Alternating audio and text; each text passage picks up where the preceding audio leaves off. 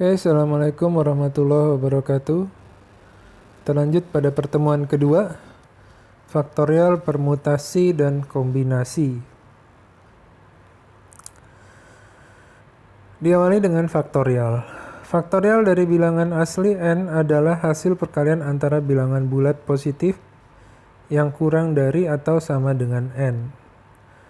Faktorial ditulis dengan n tanda seru yang disebut dengan n faktorial. Bentuk umumnya adalah n faktorial sama dengan n dikali n min 1 kali n min 2 kali n min 3. Langsung kita lihat contohnya.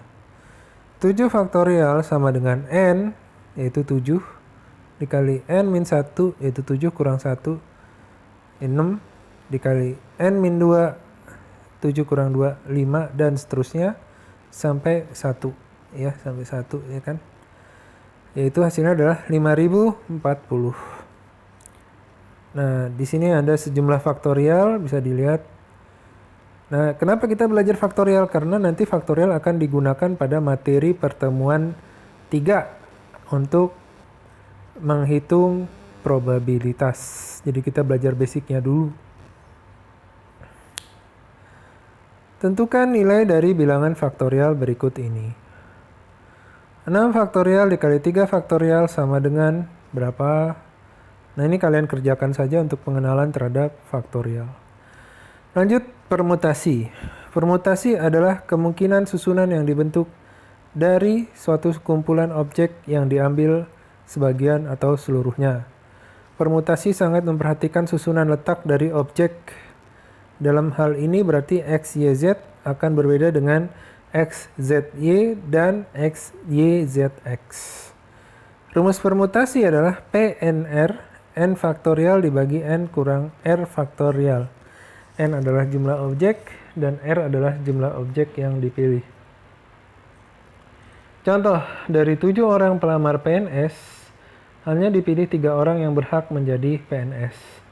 Berapakah kemungkinan cara yang ditempuh untuk menempati 3 lowongan tersebut?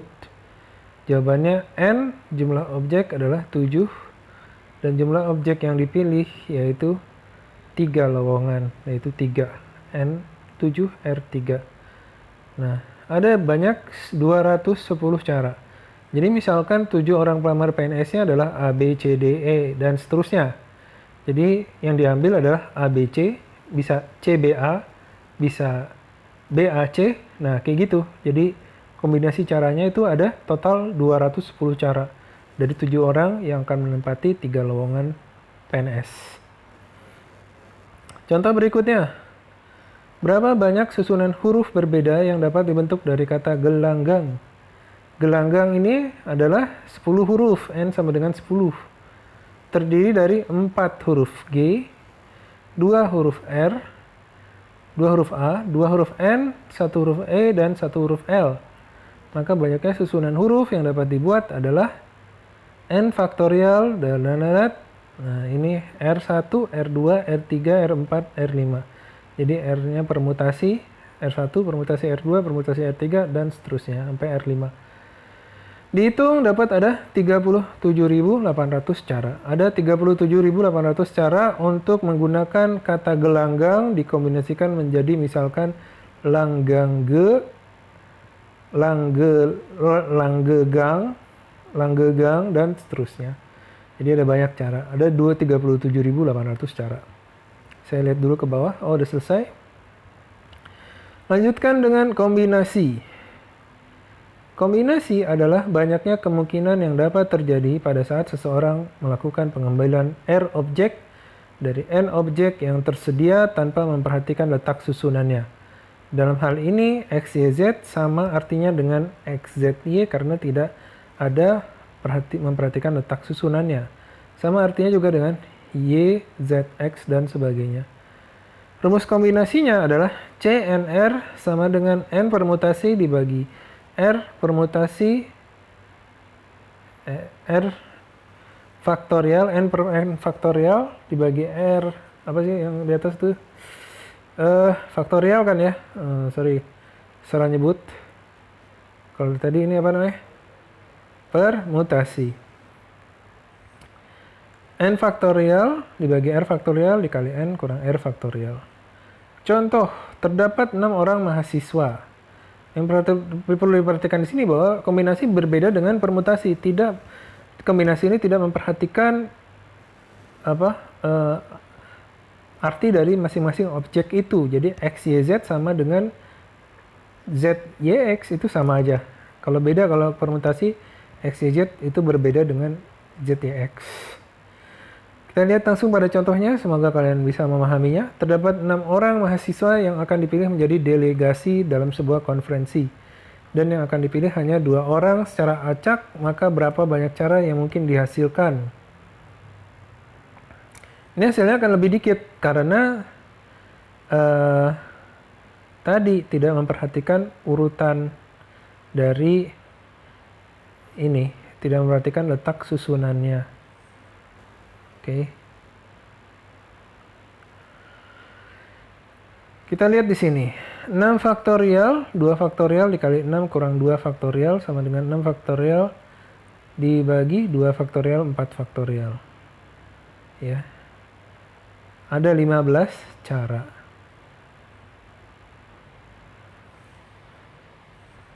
Kita pahami lagi kombinasi, kenapa dia supaya kita memahami berbeda dari permutasi. Banyaknya kemungkinan yang dapat terjadi pada saat seseorang melakukan pengambilan R objek dari N objek yang tersedia tanpa memperhatikan letak susunannya. Tuan ya. Misalkan dari 6 orang mahasiswa itu, kalau nggak memperhatikan letak susunannya, berarti ada 6, orang 1, 2, 3, 4, 5, 6. Kalau orang memperhatikan letak susunan ya berarti kalau susunannya sudah terjadi, maka dia tidak boleh masuk lagi ke dalam susunan yang lain, gitu kan.